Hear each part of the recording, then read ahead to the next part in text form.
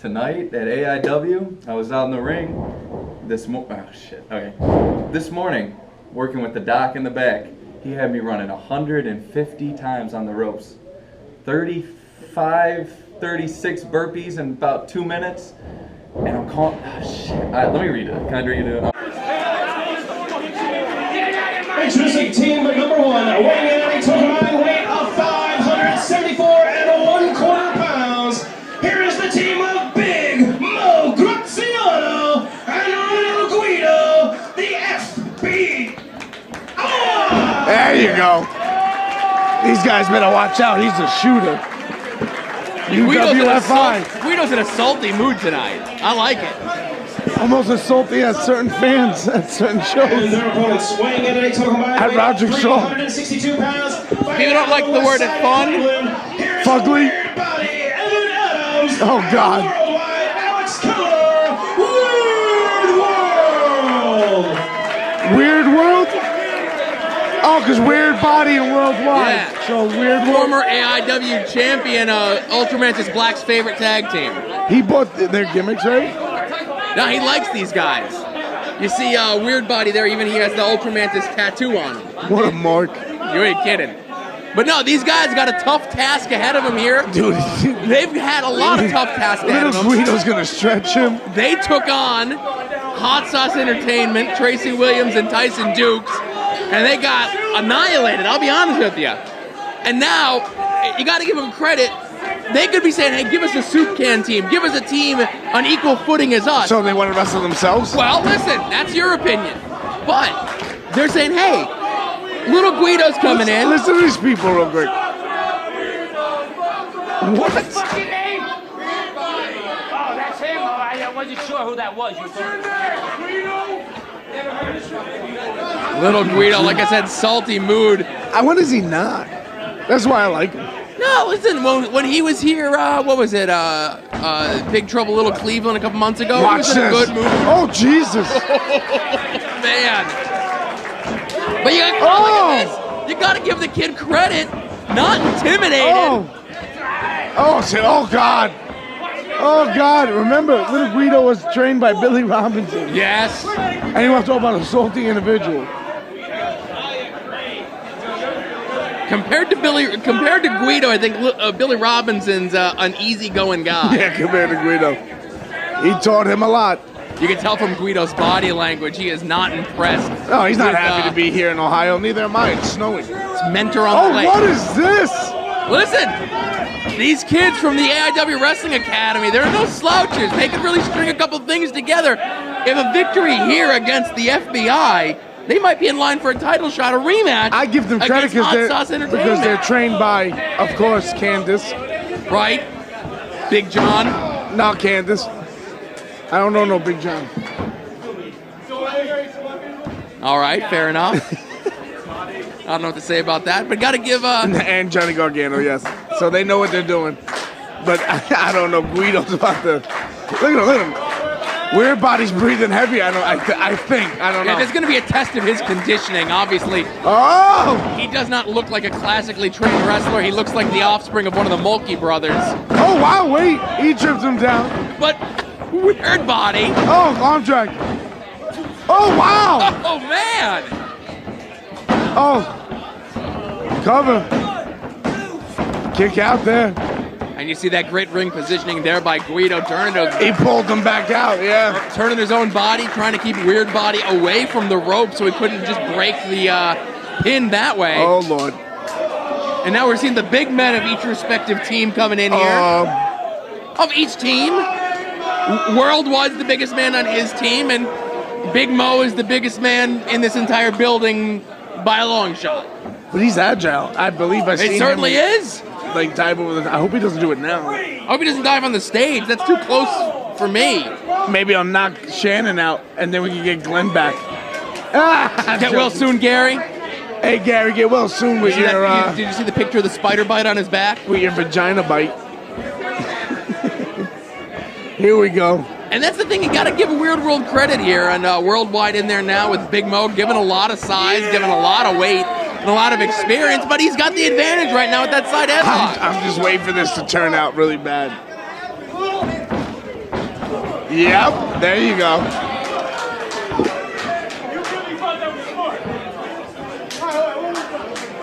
And also Big Mo, a new partner, a new member of the FBI, Look at following in this. the great tradition. Of Tracy Smothers, Tommy Rich. JT Smith. Remember when Mabel was a member of the FBI? Yes. Ulf Herman.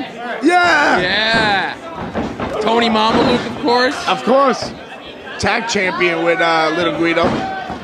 Big Sal. Big Sally Graziano, that's right. I think he's Oh! Big Mo and Big Sal are related. I heard. That was dumb, but yeah, I heard. They have the same last name. They have the same first name, Big and Graziano. Sure. Forearm shots here. Oh, wow, he's actually rocking them here. Worldwide series of shots here. It's gonna take a lot to get Big Mo off his feet. I'll tell you that. Oh, Jesus. Oh, these guys just going at it.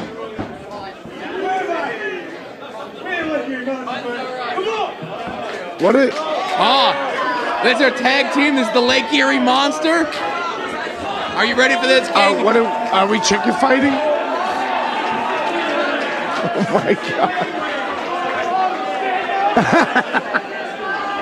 Is this happening? Oh! Listen, Guido's been known to have fun once or twice in his life, but I don't think it's tonight here in Mentor on the Oh, Lake. Jesus. At Fullest House, we hope. Oh my God, Weird Body's really. Oh Jesus! Look at his face. If I'm Weird Body, I'm leaving town. Look at his face. Oh, Big Mo's gonna flatten him into paste, is what he's gonna do. Oh! Big Mo's legs are bigger around than Weird Body's His whole body. Yes. Only in professional wrestling. Oh! UWFI style. Oh! Oh my God! Did you see that Oh! elbow back in the... Oh God! I feel bad for Weird Body right now. You know what? And the thing is, earlier. And in the these match, people don't care. Look at them, jerks. I don't think they know what to make of it. I don't think they've seen this Wait. side of Little Guido in a long time. Oh, I love this side. Tommy Rich probably taught him this too. Tommy Rich wasn't the happiest person in the world. Oh, single. Now, see, this is where the intensity of Little Guido might be allowing a mistake like that to happen, to allow Weird Body to break up that pin by simply grabbing the bottom rope. If he was away from the ropes, that could have been all for the Weird work. Oh, duck underneath. Oh, nice crossbody. Oh, what is he doing? He's trying to tag. Oh! Gotta watch out for Guido's temper, you know. Because, you know. Oh, Big Mo's gonna squish him. Watch this.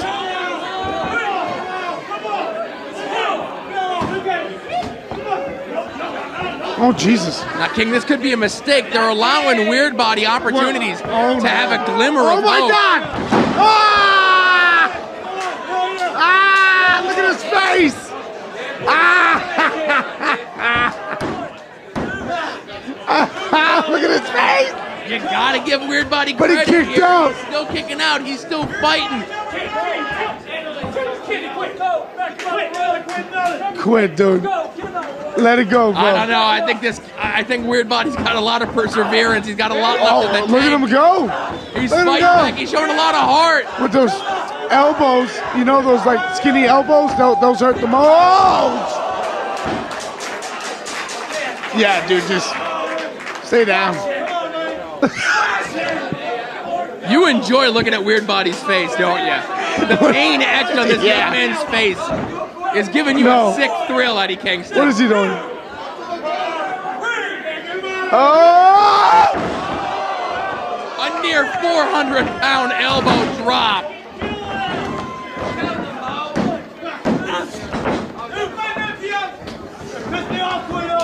Oh, now Guido's gonna choke him out. Look at his legs. He's like a fish out of water, like dying. Referee in there to make sure it's not a choke. Ah! Oh, I think that's worse than a choke. He's trying to dislocate his head from the rest of his neck. Oh, look at the bridge on that. When do you see somebody do a chin lock like that, Eddie Kingston? Not in a very long time. Jesus, how about someone clap for Weird Body? Jesus, I feel bad for the kid. These people suck. These people would like cheer on execution, you know, of their own mothers. Sickos. Oh. Trying to give Weird World a little bit of false hope here. So close, just fingertips away from making the tag and getting the fresh man in there. Look how his body it's weird. He's getting beat up. Reversal on the Irish whip. Way! I would have just went for the tag. Oh, that was right. Watch out. Oh! Went for the Sicilian slice off the top, no one home. I was going to say just roll out of the ring, but that's in Mexico. And in PA some places. He's got the hand out stretch. All he's got to do is the tag. Worldwide running wild. Oh! Big forearm smash. Second one to the back of the head. Oh! Yeah, baby! Big Mo now in there to help his partner. It's like watching Robert Gibson. Oh! Robert Gibson X drop kick. Uh-oh. Oh! Missile drop kick right to the midsection. What is he doing? He's calling for his partner. I don't know if his partner has anything left in the tank. Why would he tag him? You're going to see some unorthodox offense here, King. Oh! That's not even phasing him. Oh, but hit Guido! Guido just got taken out. Oh! Double drop hold. Guido just got flattened. Throw him out. Guido's down. Cover. No way! No way! Are you kidding me?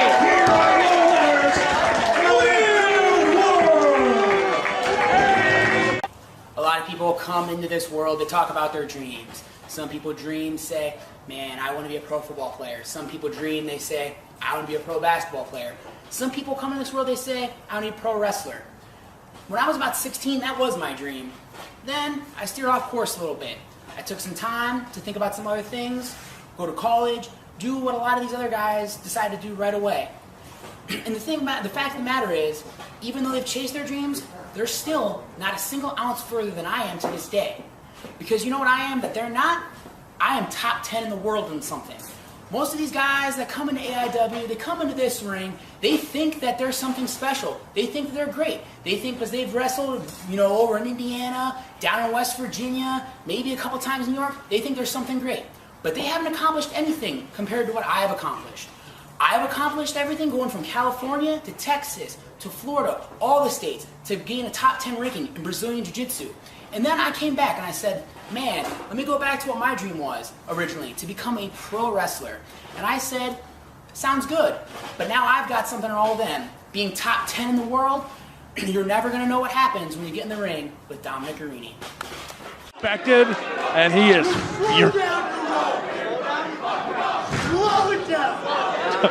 Tommaso Ciampa telling Weird Body to slow it down. And we've got the collar and elbow on Weird Body. What's happening? Side headlock from Ciampa. No, swear. Am I the only one? I don't. Weird Body sends Ciampa in. Ciampa off. Shoulder block. Shoulder block on Weird Body. Tommaso Ciampa taunting Weird Body. Ciampa to the ropes. Stepping up and off of Weird Body. Weird body under the chop. And Ciampa with the drop toe hold. Weird body is up. Gargano for the save.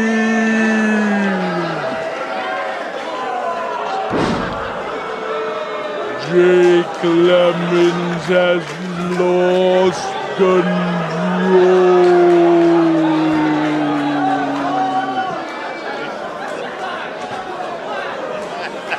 All hell breaking loose. Sing outside.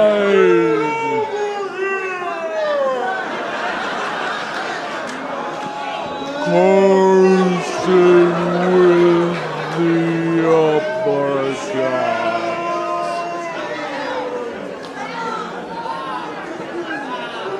Ciampa.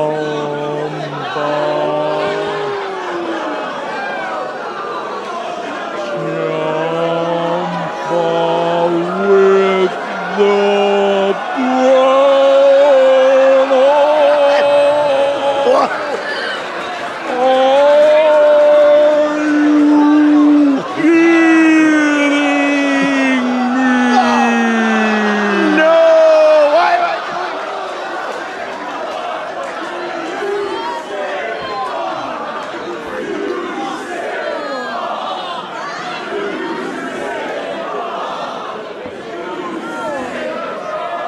Candice with the chops. Gargano charges. Candice moves. Oh, Candice. Oh, no. The left hand Candice moves. Oh, support!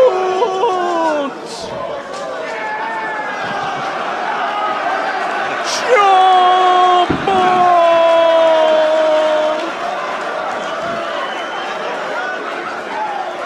Ciampa!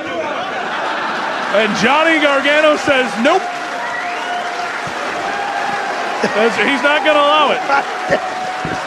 I am cracking up. What is going on here? Ultra Mantis Black. I look at you and I see someone worthy of respect and admiration. I don't come across that often these days. You see, there was a point in my life when the wrestlers on TV stopped becoming people I could relate to. So I took a step back. I became more involved in political activism. I became a vegan, started going to house shows, and started viewing the world as one. Then a friend of mine showed me one of your matches, and I was hooked instantly. I saw a punk rock, vegan, professional wrestler who ain't afraid to let his freak flag fly, and I knew that was the next step in my evolution. So I went to AIW, and I trained just for the off chance that one day you and I might be able to square off in the ring. And that day, it's coming. Wrestle Rager 2014. On that day, it won't matter who wins and it won't matter who loses. All that will matter is that you and I give it everything we have. You and I give it everything we have ever been given, and you and I give it everything we will ever receive, just in case someone out there is watching and sees the match and thinks to themselves, well, if these guys are doing it, why can't I? Because if we want to change the world of professional wrestling, we got to build an army. Elevated Garrison Kingdom! Oh my God! Porch going around looking for that reverse Rana. Develop and learn the wrestling side of it.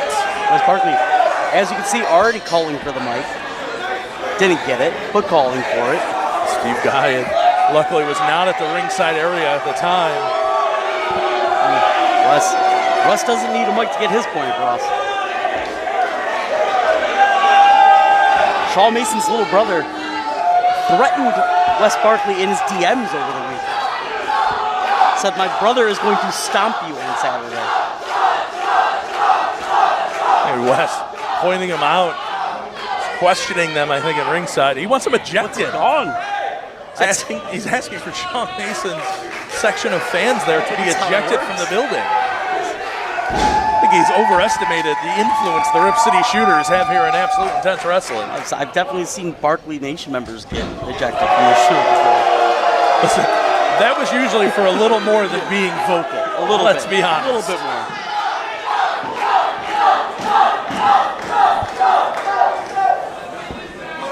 Now Mason locking up with Wes Barkley. Wes to be backing him down. Shaw attempting. They're just jockeying for position, and there Wes gets him back into the corner. Wes has the size advantage. A little bit of a shove there on Shaw. Oh, listen, a guy like Shaw Mason, I guarantee it isn't the first time he's been in competition against someone that may have a size advantage on him. And he is a guy with that wrestling background that knows all about using leverage. He knows all about positioning. It'll be interesting to see how it transitions into the professional wrestling ring. And this is Wes Barkley. Wes Barkley is real quick looking to change this matchup into an area more familiar to him. I think he's in there with Josh. He keeps continually telling him. And Tom Dunn is having none of it. Wes Barkley continually attempting to get them ejected. And I gotta wonder if it's just mind games at this point on the part of Wes Barkley. It's gotta be. You figure Shaw Mason's been waiting all day, his entire life for this moment. And Wes is just prolonging it and keeping it going. Shaw right there, pulls him in, fireman's carry directly into the headlock. Textbook. And he has got that cinched in. It's another thing about that wrestling background. He has learned all about grip strength, about proper positioning of his hands to make it that much harder to break away from a position. Wes is up, and he's trying to use his size advantage. You notice when he stood up a little bit taller. He forced Mason to hold that headlock, but to hold it higher than it's comfortable for him. Force him to break the grip up. Mason underneath. Look at that. Rolling through into the cradle by Shaw Mason. And we are seeing him Shaw Mason utilize much of his background. Calls that the mad attack. And he said he was that got him. close I don't to getting Wes Barkley. I don't know if he was that close. He's going for that ankle lock. Wes must have heard the stories of that one. I've seen people unable to walk out of the training center for that ankle lock put on him. Barkley out to the floor, and after his mind games early on didn't seem to work, Shaw Mason has found his wheelhouse. Definitely went to the wrong side if he was looking for some support. I'll tell you what, Wes Barkley, we talked about it earlier with a couple of other guys. Wes Barkley's still active in the semifinals tonight. Of course, we talked about that semifinal earlier. He's in there with the likes of Dominic Guarini, Ernest the Cat Miller. Is Shaw headed to the floor? Shaw's coming after him. I think it's what Wes wants him to do, though. And Dalton Castle to finish my thought earlier, but Shaw, indeed, this is definitely, we talked about he may be comfortable in the ring. The floor is definitely much more of Wes's playground that Shaw Mason may not be familiar with, but Shaw right now getting ahead of steam. Oh, wheelbarrow position. Wes drove him right into that top rope, throat first. And there's the K-Dog.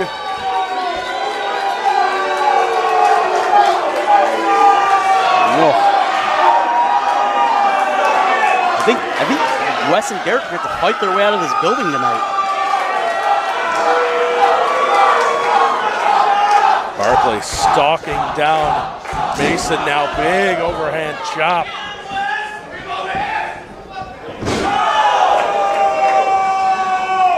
And Wes Barkley's a guy that really had to earn his spot here in AIW. He started early on, he was put in there again, as we mentioned earlier, as was a standard for years. for guys coming out of the school, new competitors in AIW to prove themselves, they frequently found themselves in there with the likes of an Eddie Kingston. And Eddie Kingston was the measuring stick to really earn their spot. Wes found himself within there.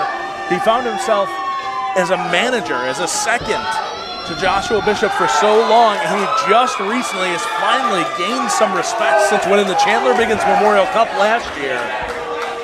Became a tag team champion along with Josh. And took Matt Cardona to the limit. Many think probably should have won the Absolute Intense titles that night against Cardona. So Wes Barkley has had to fight to earn respect here in AIW, and I gotta think he takes a matchup like this because he is not okay with someone just walking in, having some accolades from a different athletic background, and he feels potentially taking a spot that he's had to fight to earn. Yeah. I mean, what would it say for Wes Barkley? Oh, like if he would have lost right there, going into the tournament tonight off a loss. Shaw Mason with that small package. Oh, Shaw Mason fans on the other side that we didn't see before. He didn't get the memo that they were all sitting over on the left side. He was over in the Austin James dugout. To his credit, he did buy a front row seat, so I think Good so. And there's Mason was looking for the sunset flip as Barkley fought it. He went to transition into the ankle lock. Wes gets to the ropes, and Wes just with a body scissors takedown. Almost something you would expect to see out of Shaw. Nothing pretty about those shots in the face. Wes Barkley probably getting a little fed up here. Every single time he thinks he has the upper hand, Shaw starts to come back at him. Hold Shaw up. It looks like perhaps looking for a Maserati driver, but Shaw Mason out the back door. Back elbow from Maserati, but a big flying forearm from Mason in response. See if he can take advantage of this.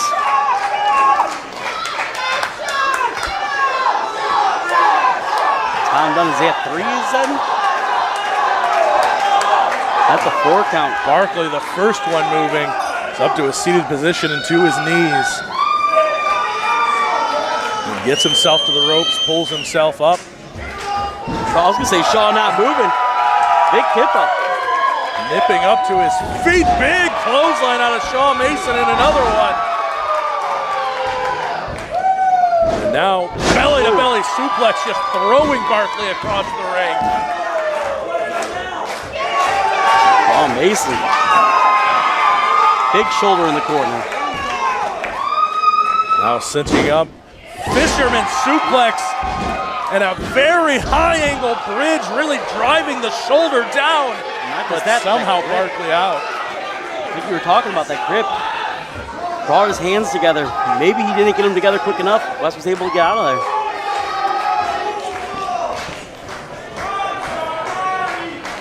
And now Shaw Mason slowing down a little bit. We talked about it with Austin James, and I think perhaps less so with Shaw Mason. He's a guy that's competed. He's a guy that's used to being in the spotlight by himself when he competes. But it looks like perhaps he's starting to slow down a little bit. But now he's looking for the podium. But he is caught by Barkley into the Maserati driver. 1, 2, 3. No! Oh my God! No! Kicked out of the Maserati driver. Shaw Mason kicking out of the Maserati driver. Wes Barkley has won countless matches with that Maserati driver. Now, what does he have in mind? I think setting up for the stroke. No, he sends him in. And Mason caught him with that ankle lock. With the wheelbarrow pull through. He's got that ankle lock cinched in, and you notice not only does he have it cinched in, he's pulling back away from the ropes. He is making Wes Barkley add extra just torque onto that ankle if he's going to get to the ropes. And again, pulling Wes Barkley out. He's not just turning the ankle, he's also forcing the ankle towards his head. And Barkley making it. Barkley looks like he's about to tap. I think Barkley's going to tap out. But no. Gets to that bottom rope. I have to wonder if Shaw Mason didn't see him going for the tap and might have lessened his grip a little, might have pulled back expecting that the tap was coming. And I think he stopped pulling against Wes as hard, and Wes was able to use that to extend his way out to that bottom rope. Oh, dropping the straps. Line him up, and you see Barkley. Look at that ankle is just turned when Barkley stood up. What does he have in mind? Looking perhaps for a TK. No, the stroke, but he rolled through. He rolled through to get out of the stroke, and in doing so, propelled Wes to the ropes. Wes pulls him out, and there's the stroke. Barkley rolls him over, stacked up on top of him. A dominant pin.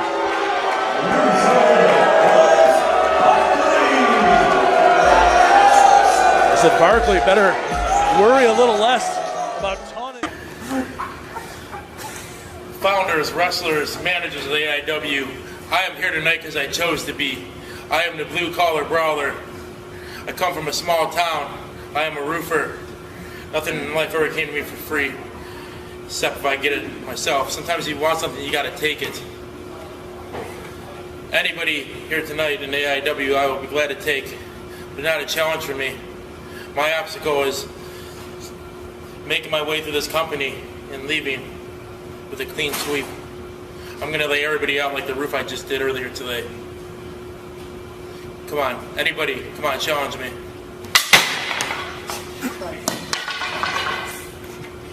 I'll be waiting in back all night. Don't put the coffee in, because you're not staying. Jesus! Get him off the rope.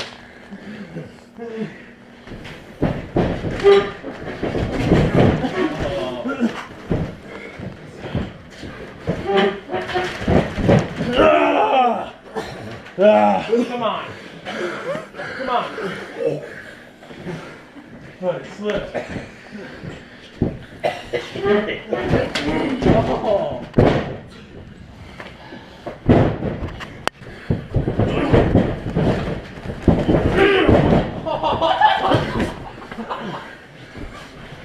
One, two, three. Oh. All right.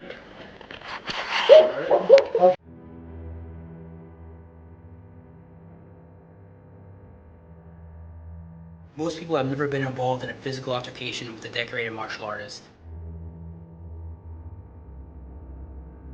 You have no idea who you're about to fight.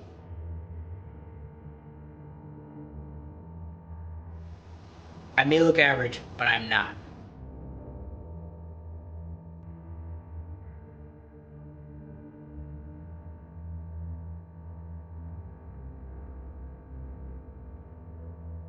I'm a purple belt in Brazilian Jiu-Jitsu.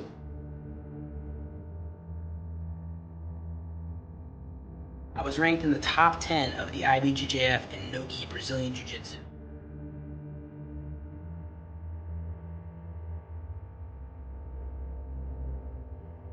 Most people just don't know how vulnerable they really are.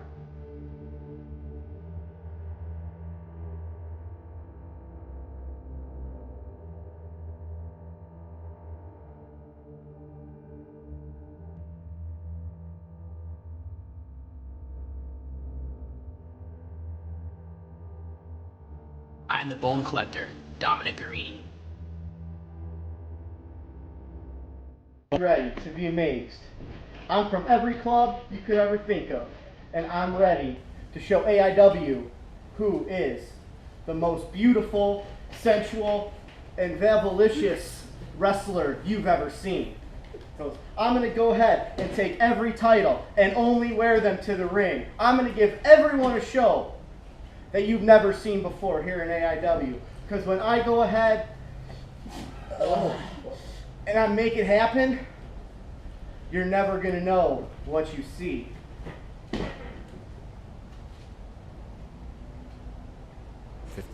Top of the morning to you, gents. I'm Fighting Jack, and I come all the way from Blackpool, England, right here in Cleveland, Ohio, to AIW. There's 3 things I love most in this world. 1's Manchester United, greatest football team in the world. 2 is tea and crumpets, and 3 is fighting. And that's what I come here to do. Back in '93 in Blackpool, I was the best fighter in any street, every main street of Blackpool, up and down. So now I bring me fighting right here to Cleveland. So anybody want to get in this ring with me? Ricky Shane Page, Davey Vega, BJ Whitmore, Johnny Gargano, whoever wants to be, I'll fight them all, because that's who I am. Fighting Jack, and I'm here to stay, brother, because I love fighting. And now for the official introductions. Introducing first to my right, fighting out of Mayfield Heights, Ohio, with an official weight of 300 pounds, here's the blue collar brawler. This is Kaplan!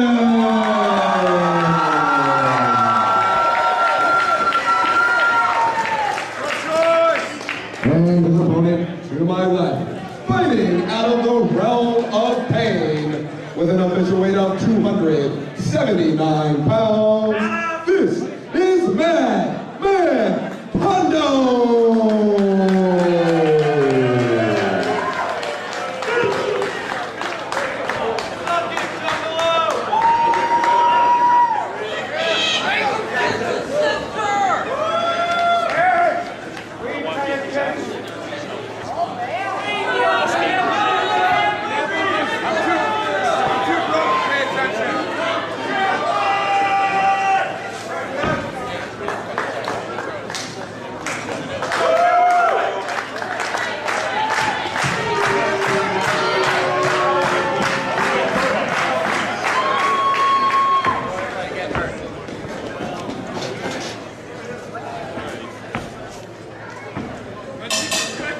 Folks, as we postulated as this night has gone on, I know for a fact, when given the opportunity, asking the brass here at AIW, do you want us to pick your opponent for you, or do you want to pick your opponent, the blue-collar brawler? Kaplan said no. If I got a choice, I want a match against Madman Pondo. And again, be careful what you wish for. Madman Pondo, one of the sickest, most sadistic wrestlers in the history of this sport. Look, I think it's a great thing that AIW does for its school, for its students. If you're part of the school, you stick through training, you graduate, whatever, you're getting a shot on a show here that's packed full of people to show what you got against somebody that either you look up to, you respect, that you kind of try to pattern yourself after in this business. And for Kaplan to pick Pondo, I mean, I see it, but I don't know how long it'll last. Listen, you know, we saw Weird World hang as long as they could against Hot Sauce Entertainment. We saw Frankie Flynn do what very few people have done, and that is take a beating from Eddie Kingston and still stand. Kaplan not backing down from Madman Pondo. He's looking for this fight. Well, you know what? Out of all the students that we've seen come through the AIW Academy, everybody that Johnny's trained, I kind of thought Kaplan was the most interesting. Okay. Because he's the most unlike Johnny Gargano out of all of them. Everybody else can do the same moves that Johnny does if they work on him. They have the same body style. Maybe not the Weird World, but you know what I mean? I'm picking up. They have that frame, okay, and they can get to Johnny's level if they work out, whatever.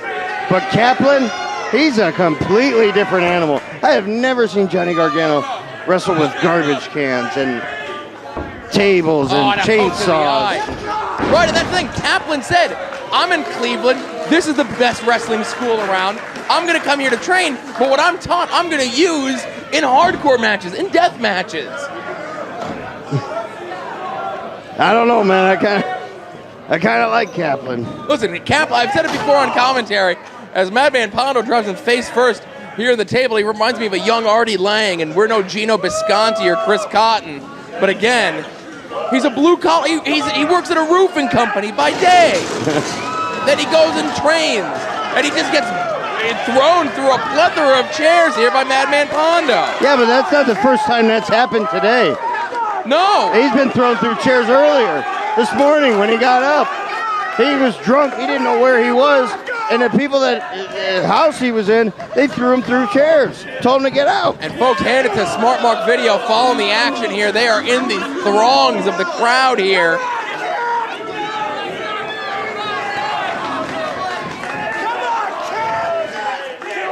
Well, we love Smart Mark Video. They're our favorite. I even have a Smart Mark Video shirt on that you can't see. I'd have a Smart Mark Video shirt on if they gave me one. You can't buy these. I had to steal this from Robles' house. I'm going to steal the hoodie that's behind me. Oh, that's Gary's. Gary Funk. 87-year-old legend Gary Funk. I did. Shannon just asked us, we talking about Gary the cameraman or Gary Funk? And really, what's the difference? And folks, we apologize. There's no way we're going to be able to get the microphone cords over to what's happening. Yeah, but I can see it from here because I'm as tall as I am. You're a giant among men. And there's a brawl going out. I hear fans screaming in terror is what I hear. Yep. Things are happening right now you don't want to know about, LFC. But I'm going to report it for the people because I bring them the scoops. Listen, I have a weak stomach. I'll tell you that. And look, these guys, they are brawling. They're fighting. They're punching. They're hitting each other. Hopefully they come back over here so we can see what's going on. Wayne Palmer will be taking the pictures. PPP. Does he still have a selfie stick that he's using?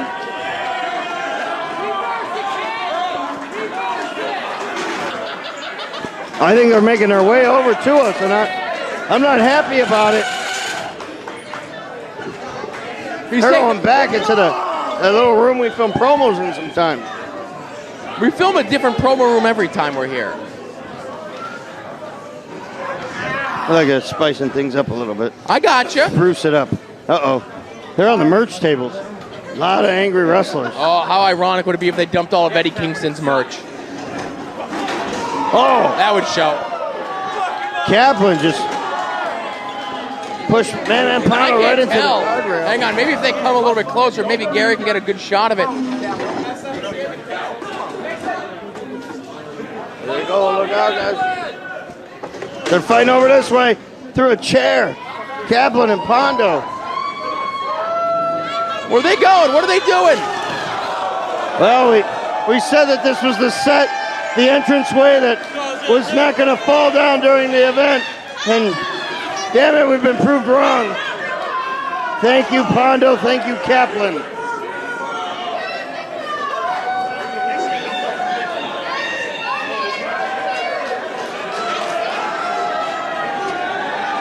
You knew this was going to happen.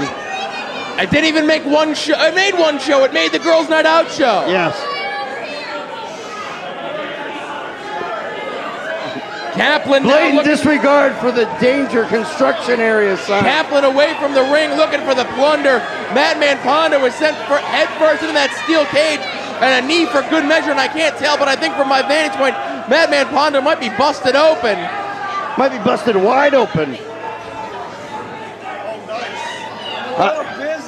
You know, Pondo, whether you love him or hate him, you got to respect him. Because he landed Mary Dobson.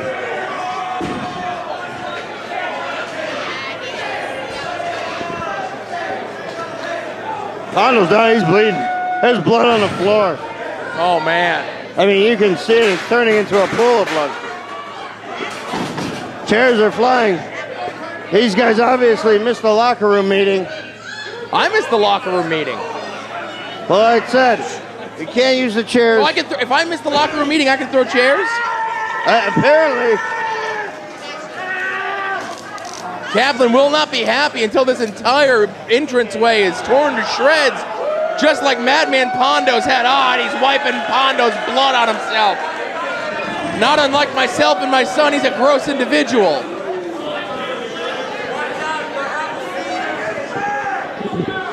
And Kaplan, that's not the first time he's wiped blood on himself. Someone else's blood on himself today. Were you with Kaplan all day that you know that he was up to? I was just getting a scoop, man. It was on Snapchat. He was Snapchatting me. You got Kaplan on the Snapchat? I only use Voxer, official communication device of AIW. That and direct phone calls to John Thorne. I don't think John Thorne has spoken on the phone in years. If I've spoken more than an hour on the phone in the calendar year of 2015, that's too much. That's an overestimation. Oh, Pondo. Pondo's face is a bloody mess. Oh my God, he's got a staple gun. He's got a staple gun. What's he gonna do? I imagine he's gonna staple. Oh, he just stapled a dollar bill to his head. Oh my God. Hey, is this your first wrestling show? I hope you're enjoying it.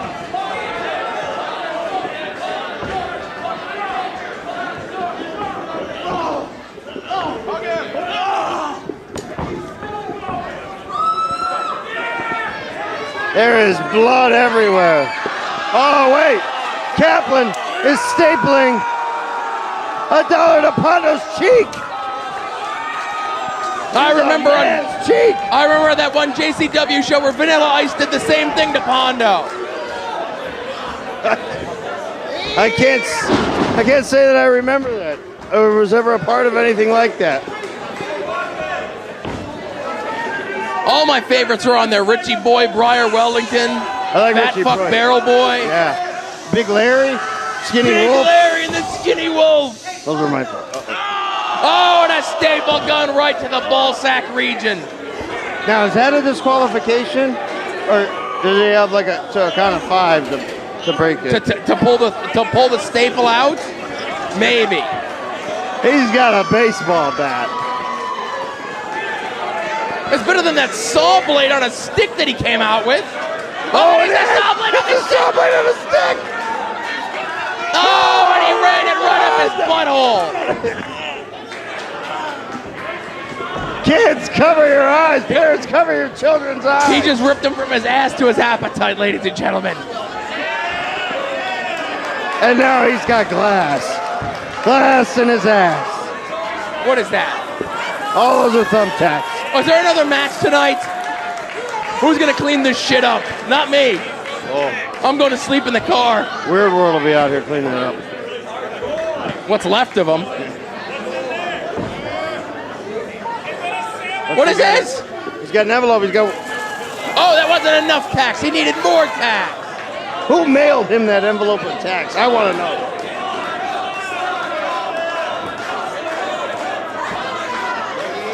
How did the post office not damage that package?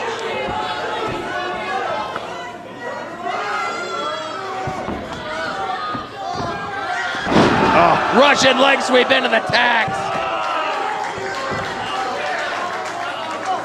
Oh, bad news for Kaplan. Kaplan's going to be pulling tax out of his ass for a month. And that's not due to the size of his ass, it's due to the number of tax. Maybe a combination of both. Oh, and Pondo just ripped the staple right out of his face. He threw that dollar away. Hang on, I'll be right back.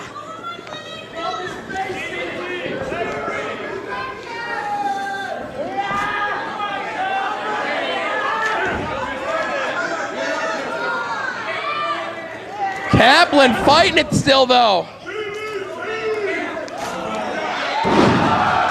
And he sends Pondo down into the tax, still with a dollar bill stapled to his damn forehead. $1 bill, y'all. Kaplan, blue collar, covered in tax and dollar bills.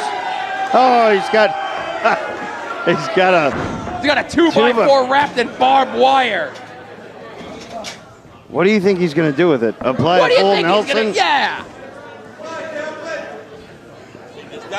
What's he doing? He's pulling something out of his pants. No, Kaplan put the dollar in his pocket. Oh, good for him. I like his style. I told you that That's earlier. when the roach coach comes to the job site. He has a couple things to tip the woman working the truck. Oh, and he's got a shopping cart. A table, a chair, streamers. Oh, they're awfully close to the table. Well, Madman Pondo just went through a table.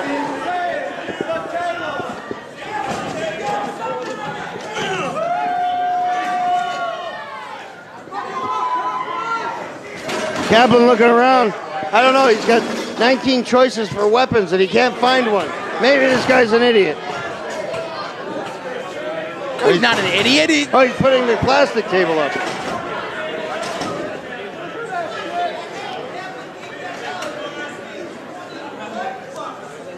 Oh, don't do it.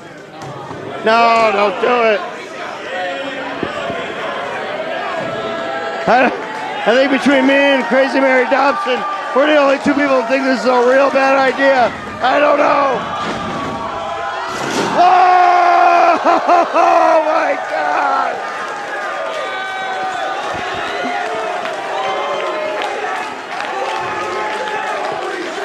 Ladies and gentlemen, Kaplan's last match in AIW. Going out in a blaze of glory, I guess. The hell is this kid thinking? Well, there's a reason why there's a wooden table and a plastic table. We own the wooden ones. The venue owns the plastic ones. Who owns the shopping cart? Giant Eagle? What's the third-rate grocery store around here? What's that one called? No, that's Save-A-Lot? And is there one below Save-A-Lot? Aldi's, there you go. Security guard, he's worked at both of them. I believe that's Walter, the homeless guy's shopping cart. He keeps all of his belongings in there. Let's try and get that table out of here It is before a the building Save-A-Lot notices. shopping cart, ladies and gentlemen. It sure is. It sure is. Pondo, just a thumb to the eyes there. He's got that kendo stick. Kaplan likes it. Kaplan is a sick son of a bitch, I'll tell you that much.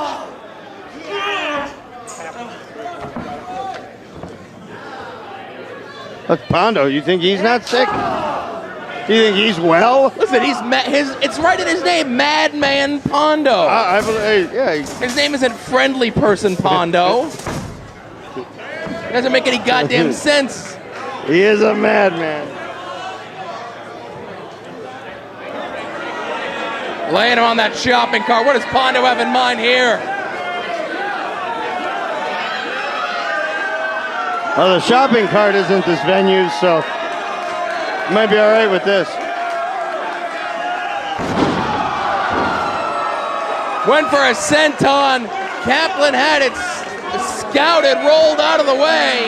I bet Kaplan does a lot of scouting. He looks like a student of the game here. He certainly does.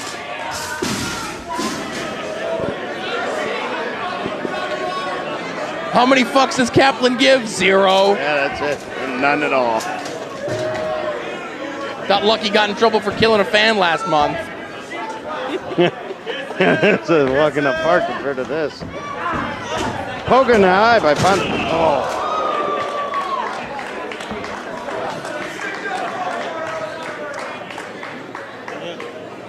I don't know if this is Johnny Gargano's finest moment as a trainer. Where's Pondo going now? Is he leaving? I hope the Space Monkey isn't back there. No, he's gonna bring out more poop. He called the shit poop. Oh, it's a cinder block and a sledgehammer. God damn it. Of course it is. Listen, I'm a Madman Pondo fan. I know what this means for Kaplan's future ability to possibly have children. That's why Pondo and Mary don't have any kids. Had this done to him many times. Oh, he's setting that cinder block up on his dick.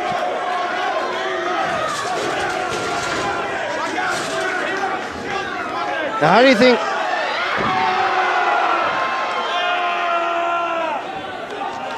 Oh.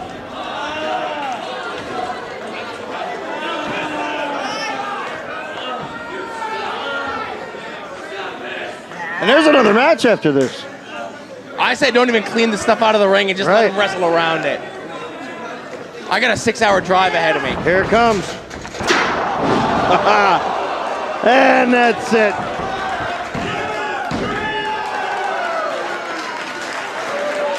You mean there's not a bell? There's a shopping cart, a chair, a table, thumbtacks, light tube, but there's no bell?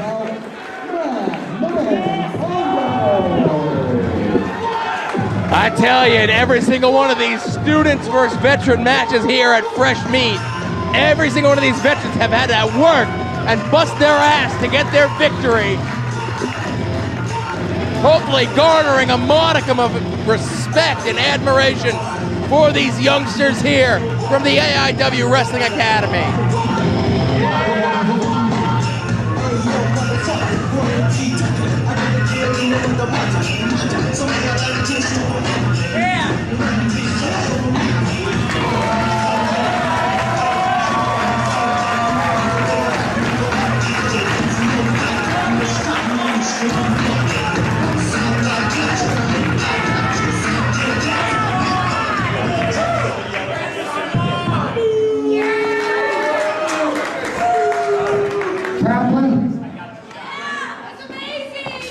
Get up out of that damn chair. You don't need it.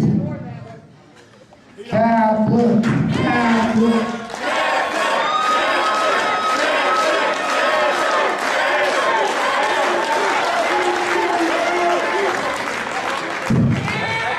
Kaplan.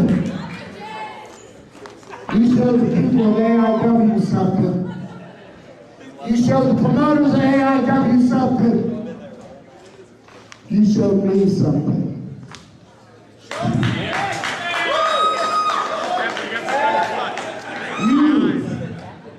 Ever need somebody to watch your back, somebody to tag with, somebody to go drink beer with?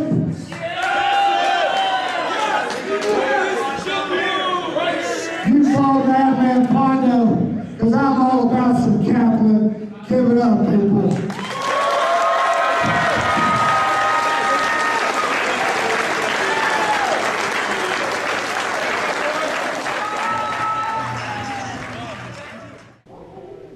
Tonight, making my debut in AIW. Been up and down the roads, you might have seen me. Been losing every match I've been in so far. So a lot of people have been, you know, doubting me. But I've been working with the doc in the back. He's got me running the ropes, doing burpees, doing everything. And I'm ready tonight. I'm ready tonight, and I'm calling out the biggest, the best star in the world, Hulk Hogan. Brother, let me tell you something. I've been tweeting you, I've been Instagram messaging you, waiting for you to get back. And after working with the doc and getting my vitamins and prayers in, brother, I'm ready to take you on. So tonight, maybe you'll show up in the ring, maybe not. I'll be running the ropes. I'll be doing the burpees. I'll be doing the push-ups. I'll be looking for you. I don't think Hulk. Woman wrecking crew, and there, of course. And King cuts her off with a big belly-to-belly.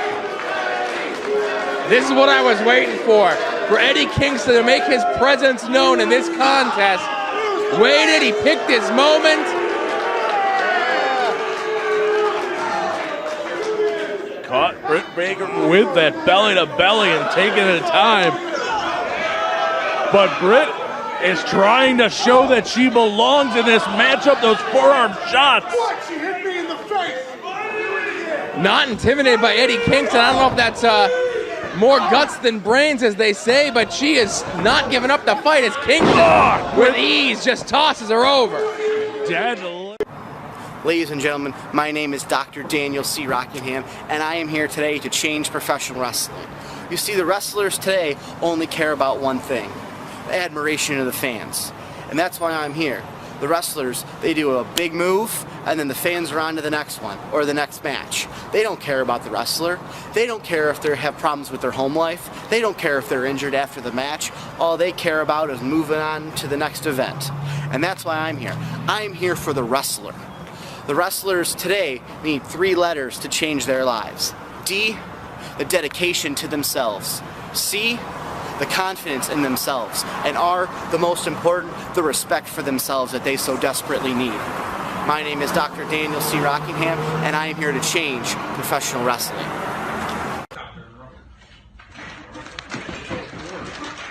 probably waiting to see a window. Someone broke it, so they, I like ice cream. Hey, sit on it. The handle's Frankie Fantastic. I'm from the mean streets of Baltimore, Maryland. I'm the Thunderbird from Thunder Road. The word from the bird is this. I've been watching wrestling since before I was born. Back before I moved to this Loserville, I went and saw every show in Baltimore.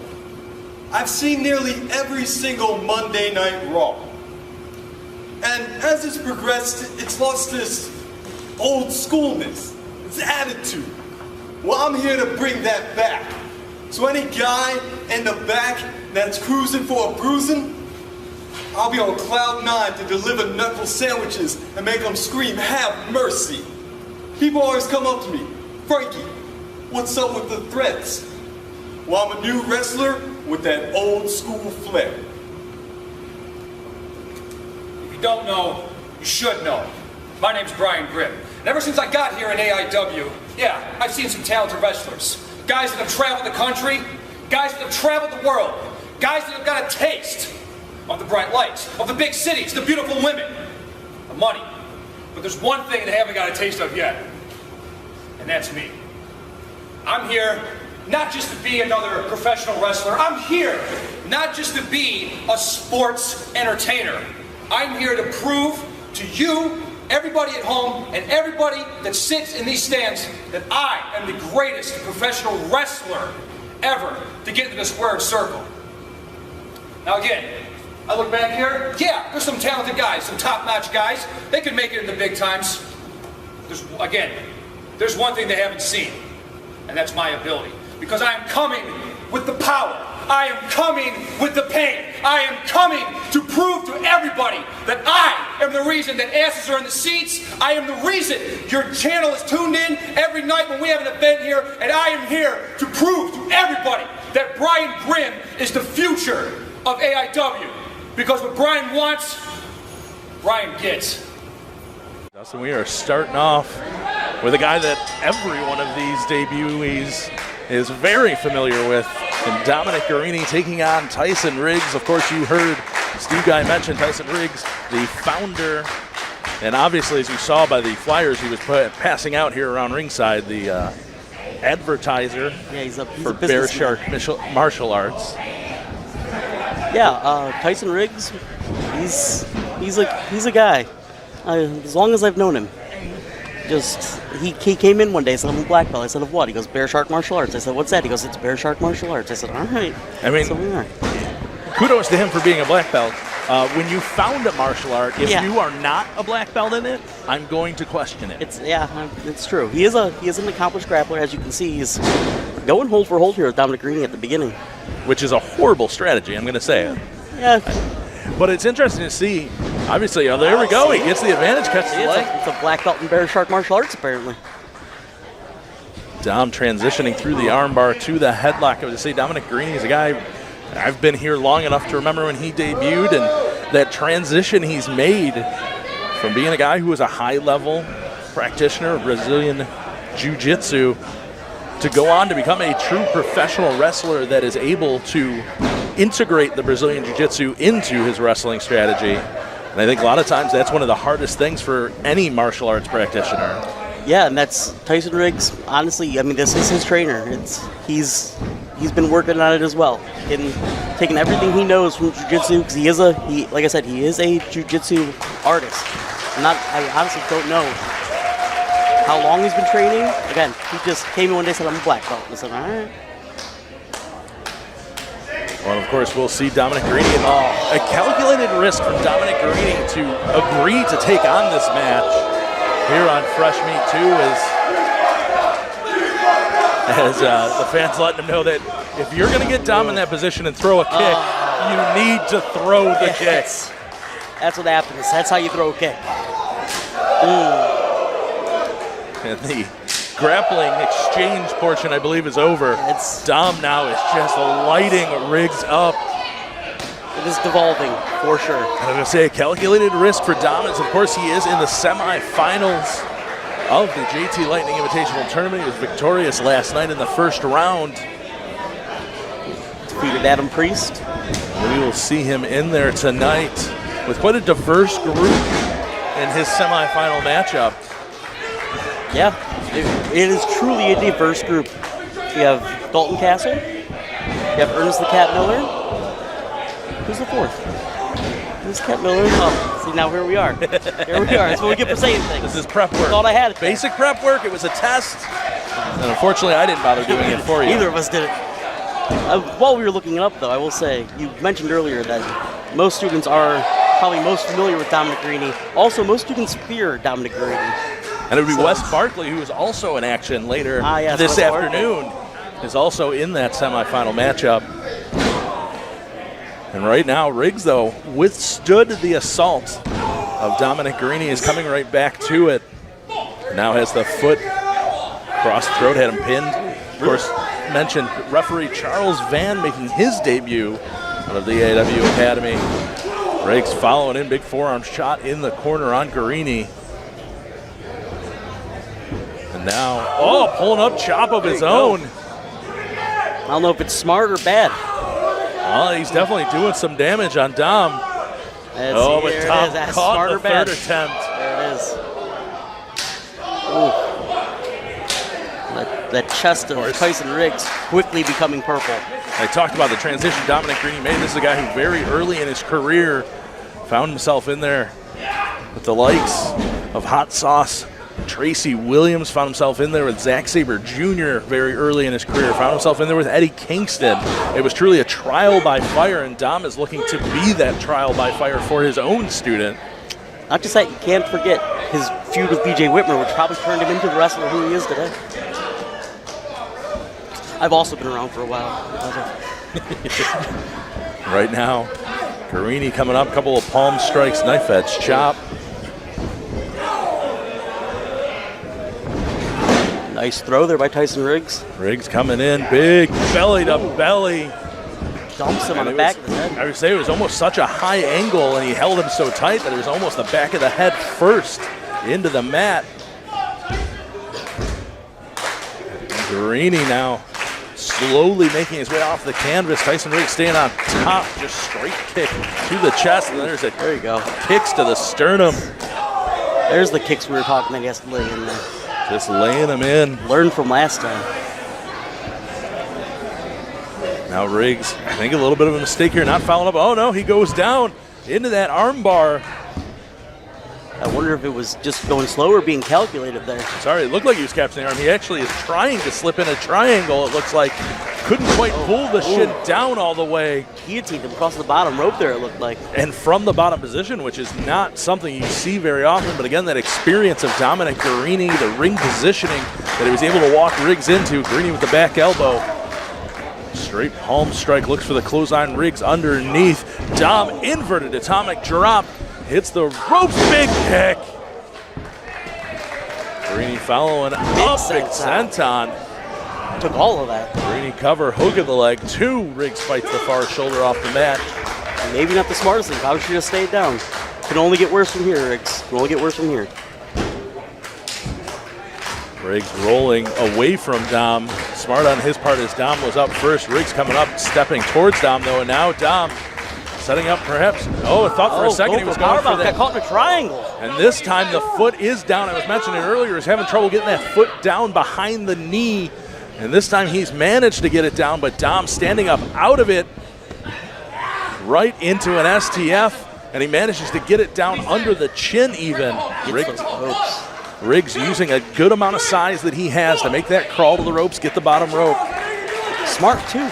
For a kid who's in there making his debut. Getting to those ropes, knowing where they're at. Indeed, and getting there quickly was Riggs.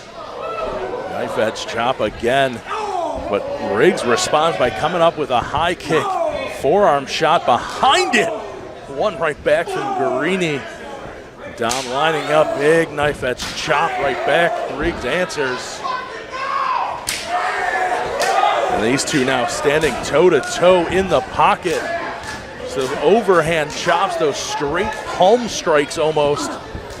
Riggs finally has enough, grabs the back of the head, throws the forearms, looking for the kick. Dom underneath, dragon suplex. Snap dragon. Big move. Charging in with the knee. Pulls Riggs away from the ropes, but in doing so, turned him so the feet were near the ropes, but instead it was the hand. He did a good job of cradling the head, but Riggs saw that ring positioning, shot that left hand out.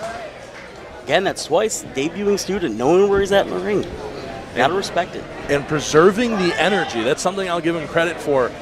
Riggs, it takes that much more energy to kick out of a move like that. Nice high head kick from Riggs again. Ooh, calls that the black belt level. Indeed. He said that is a high-level technique of bear shark martial arts. So only a true black belt in bear shark martial arts would be able to land a move like that. And they're stepping over into that armbar. Calls that the signature bear shark martial arts armbar is what he calls that. But Dom was doing a good job keeping that arm bent. And there's a lesson that Dom had to learn the hard way early in his career with those types of submissions as he stacks Riggs up. It's a feeding frenzy is what he calls that one. And now setting up into the suplex, the feeding frenzy. Bridges out of it too, but Guarini gets the shoulder up.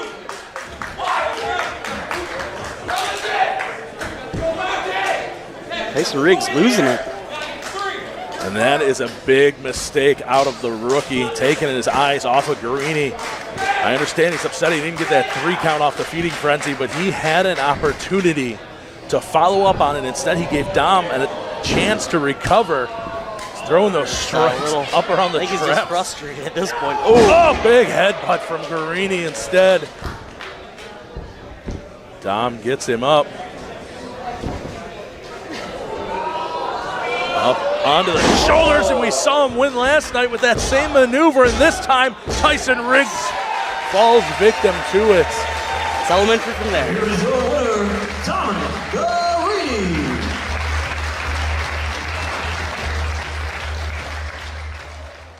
On October 2nd in Akron, Ohio, at 2 Steps Ahead, me, Austin James, is going to kick Wes Barkley's butt. I'm going to wrangle you up and put you in a cage, just like my day job.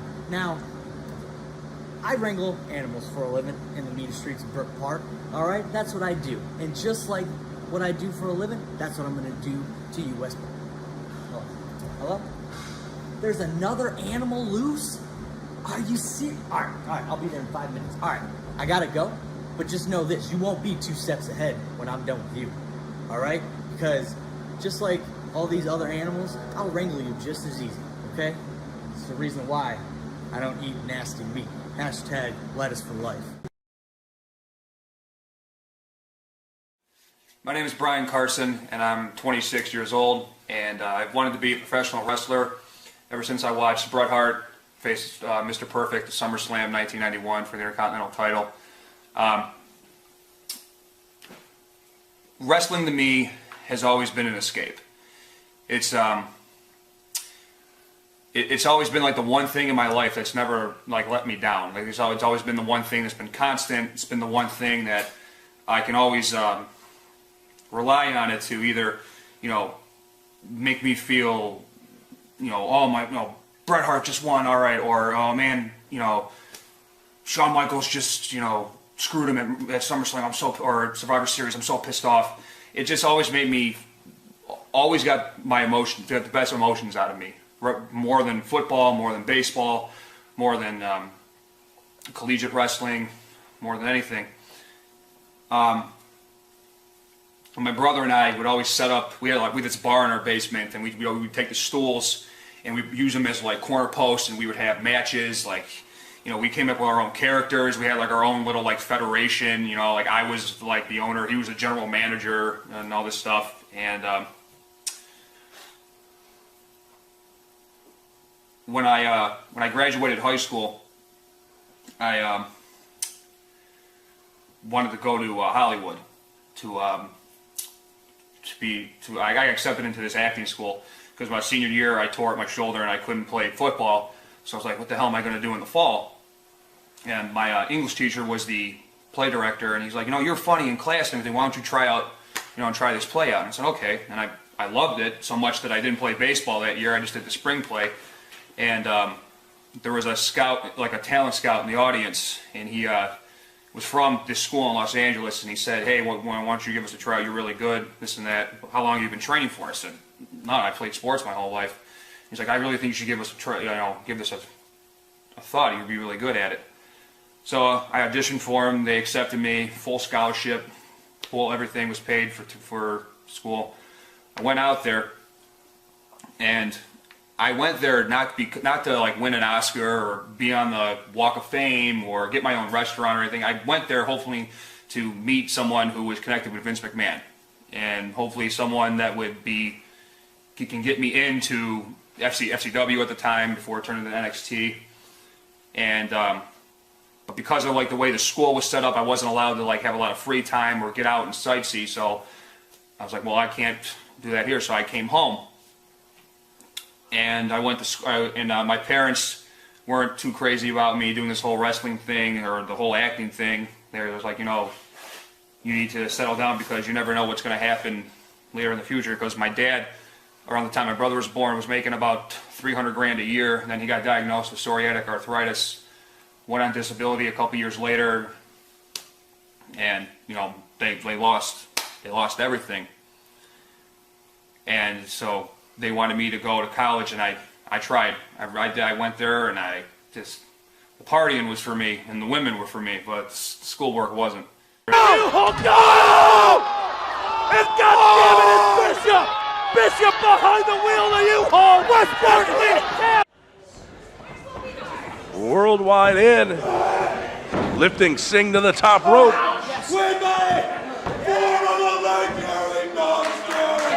And a worldwide calling for it. Calling for the Lake Erie Monster. Oh my God, it's real. Weird World breaking out the Lake Erie Monster. Of course, that's just phase one. That's just phase one. Now phase two, the lawn dart. My name is Ryan Kaplan, 27 years old. I was born and raised in Mayfield Heights, Ohio. Still live there, actually. I started watching wrestling as far back as I can remember. I always liked the bad guys growing up. Never really cared for the good guys. I never really tickled my fancy that much. I had an older brother. He's 8 years older than me.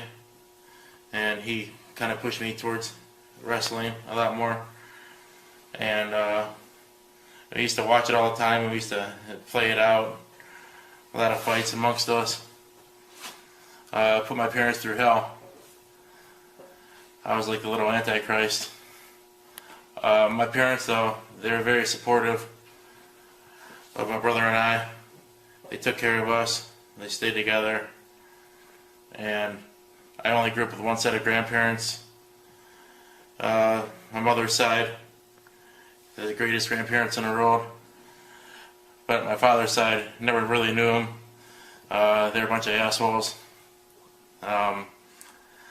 From what I know, like they held me as a baby once, and I think I cried. So, with that said, my one set of grandparents were great. I always liked being around them more because they always spoiled me. And they would always take me to Bernie Showman's, and I would go get an action figure or a couple of pogs. I went through school. I went to public school until 3rd grade. Went to Catholic school. Didn't quite understand why I was there. I was never big on religion from the start. I made a lot of friends there, though. We always acted as wrestlers, and we'd beat each other up. I actually got the whole concept of wrestling banned from the school because one of the kids actually got hurt. And they had a whole meeting about it with parent, teacher, student. And I remember being there. It was on a Monday night, and I'm just like sitting there with my father. He's looking at me, and he's like, let's get the fuck out of here. He's like, I want to go watch Raw. And they're telling us about wrestling, how we shouldn't watch it and do it in school. So, I always had an adventurous childhood. Introducing first, he is a friend of Pete Norris, fighting out of Yonkers, New York, home of the brave. He is the last of a dying breed, Eddie Kingston.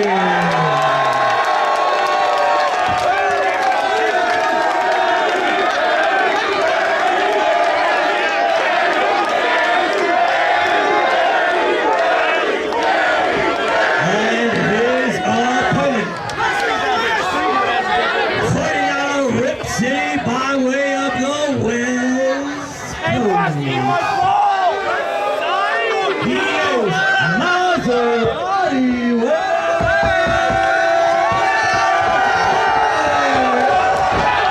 Eddie Kingston not waiting for a bell, not waiting for the introductions to get through. Listen, if you listen to the podcast, you know all about basketball shorts Eddie versus Gear Eddie. Wes, I sure hope Wes wasn't expecting Gear Eddie, because this is not going to be a technical masterpiece. This is a guy coming for blood. Let me tell you something. I've been there. I know it. Wes throwing those elbows, trying to get out. Eddie Kingston just straight headbutts. Listen, Frankie, the first thing Wes said to me when I got to the building, he said, Mr. President, I don't know if you know this, but Eddie Kingston hit a guy with a car the other day. He said, can he do that today? I said, listen, now that's class, anything goes, man. I can't make any guarantees. That's good. I've been in Wes's position. It's a horrible position to be in. Wes bringing the fire. Eddie Kingston bringing it right back.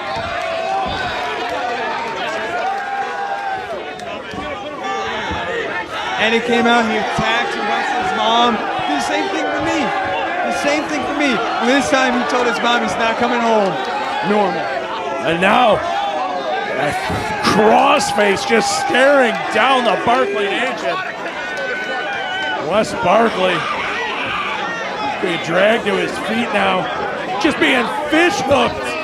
Oh, just fish hooking Wes Barkley.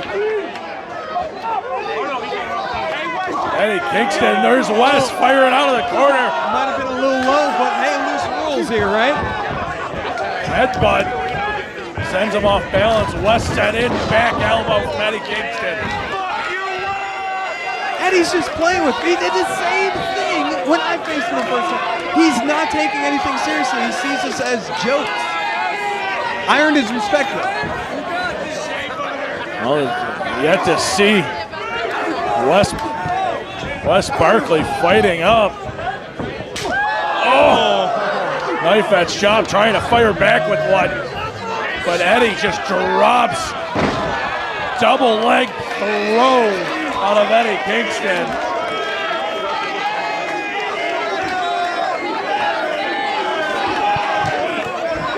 You know, when he is basketball shorts Eddie, he's got a completely different mindset.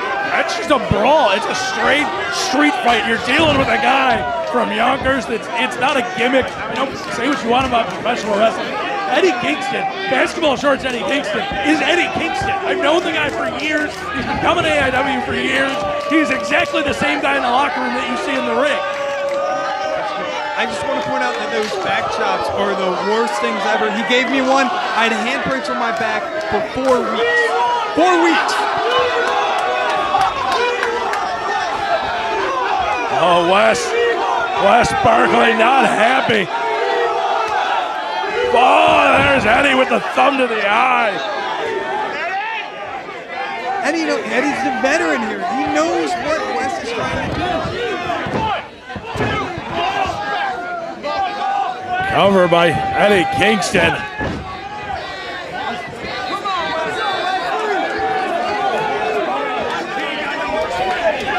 Kingston now just stalking Barkley.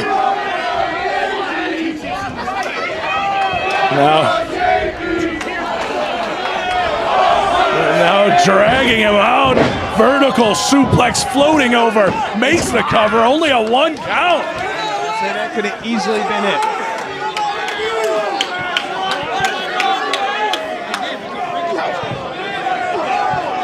Wes Barkley, look at his chest. Look at Wes Barkley's chest just beat red, blood boiling to the surface. Now Kingston just biting the forehead. He's doing the Muna pose.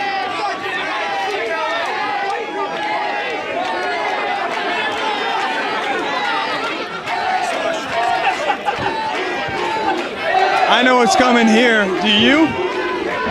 Oh, that face wash in the corner from Kingston.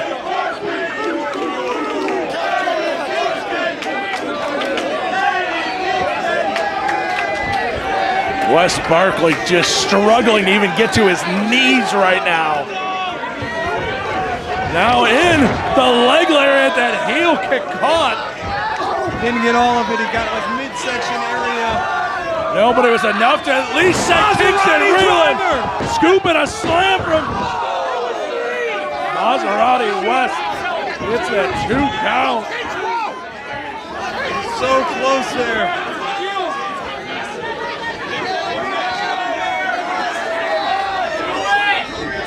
Barkley headed up top, but that beating has taken its toll. It took way too much time to get up there. Oh, one more time, that knife edge chop. And you hear these chops? Eddie headed up top, the point of that elbow being driven down to the top of the head. Wes spiking him on the top turnbuckle. Wes, super sunset flip powerbomb. Now Wes looking for the frog splash. Nobody home, Kingston out of the way. And it didn't work.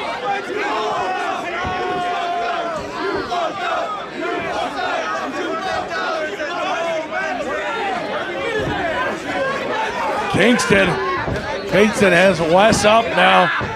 Sends Barkley into the corner. But definitely Kingston now is moving a little bit slower, Frankie. He man out and landed that frog splash. He man out and got everything. He's looking for it again. This time it hits. Moving the leg. 2. No! He almost had the biggest win of his career. That was so close. And disbelief out of Wes Barkley that frog splash did not get the job done. That frog splash has beaten so many people when done by Eddie Guerrero or Art Barr, but I think the toll is just taking too much of it. Oh, Les looking perhaps for that Maserati driver. But Kingston just peppering him with the headbutt. Back suplex. Saito and Eddie is angry. Oh, that lariat! Just swinging for the fences, and another one. Eddie is not playing around anymore. He means business. Kingston. You can see the blood at the surface of Wes Barkley's chest. Comes a point where Eddie stops playing and starts being real serious. Setting it and out. This is definitely it. Trying to get him up. Oh, I got him. Barkley tried to fight off that power bomb. Look at Jake Clemens. Clemens is right there checking on Wes.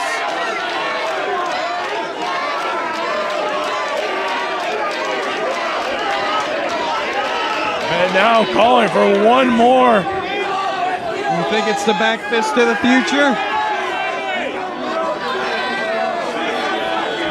Listen, Barkley, let's not forget after that power bomb, Wes Barkley is a guy who took a lot of time off in training because of a back injury, and now his spine has just been compressed on that brain buster, and he's out on one. Barkley is out on one. Go ahead, kid, make yourself famous, because this is gonna do it.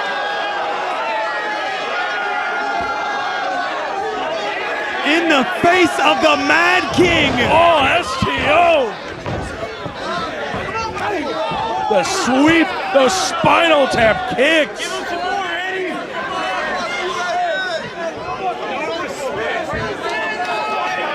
Oh, the crossface, just driving the bicep and the forearm.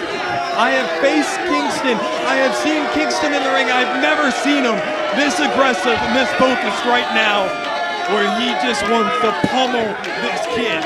The disrespect. And Wes is just dropping to the mat, just crumpling. I've been there, kids. Stay down. It's a lot better than trying to keep fighting. Jake Clemens checking on him. Clemens, wait a second, small package! Small package! And back fist to the future!